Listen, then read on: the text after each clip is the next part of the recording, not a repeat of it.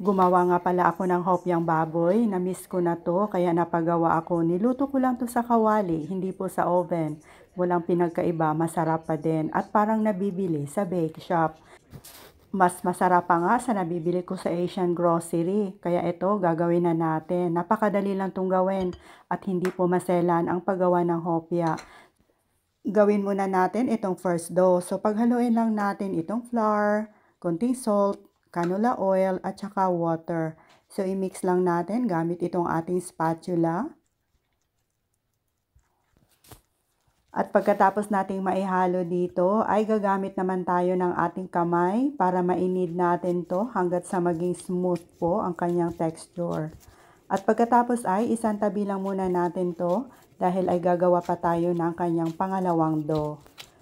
So same din, sa isang bowl, paghaluin lang natin ang flour, sugar, at saka itong lard. Pwede din tayong gumamit ng butter, yung unsalted butter pag wala tayong lard. Pero mas prefer ko itong lard. Masarap yung hopya.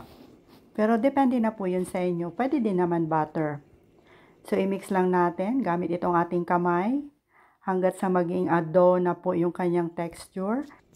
At pagkatapos itong ating dough number 1, ayan, i-spread lang natin, ipa-flatten lang natin gamit itong rolling pin.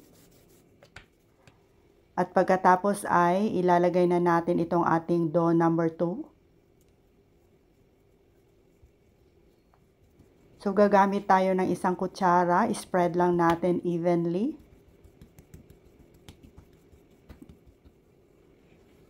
So pag na-flatten na natin, i-cut lang natin yung kanyang mga edges. And then i-roll lang natin itong ating dough. At pagkatapos nating ma-roll, i-wrap natin dito sa isang baking paper. And then ilalagay muna natin to sa fridge ng mga about 30 minutes. So gagawa muna tayo ng pork filling. So magpainit lang ng about 1/3 cup of lard or yung pork fat. So ilagay na natin itong chopped onion. Lutuin lang natin hanggat sa maging translucent. At pagkatapos ay maglagay tayo ng sugar. So i-mix lang natin.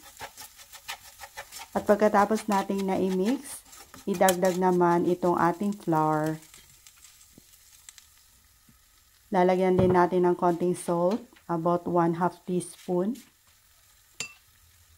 At paghalo-haloin na natin hanggat sa maging well incorporated na po. At pagkatapos ay maglagay din tayo ng crispy fried pork, yung pinagkunan natin ng oil kanina. Pork oil yung ginamit natin sa paggisa ng sibuyas. At pagkatapos ay maglalagay tayo ng milk. Mas masarap kung evaporated milk yung ilalagay natin. Malinamnam yung hopya. At pag ganito na po ka-sticky yung texture, ay pwede na nating hanguin at palamigin muna. At eto na po yung ating dough. Ika-cut lang natin into 16 pieces. Pwede din naman liitan ninyo or lakihan.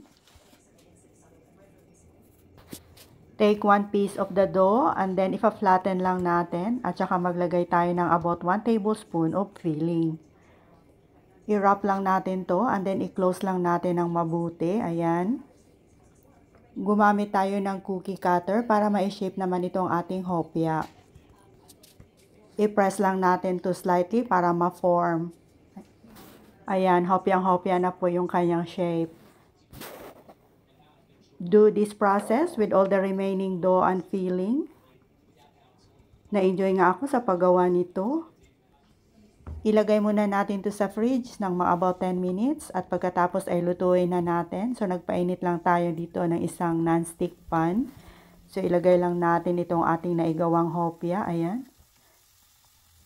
Lutuin lang natin hanggat sa maging lightly brown. Flip and cook the other side for another 2 to 3 minutes. Ang sarap, nakakatakam naman to. Hopyang-hopya talaga yung amoy. At pagkatapos ay lutuin lang natin yung mga sides hanggat sa maging mag-brown din po. At pag okay na ay pwede na natin itong hanguin at palamigin muna. At eto na po yung ating napakasarap na hopya. Ang dali lang pong gawin, di po ba? So try nyo na din to mga Ma'am Shay.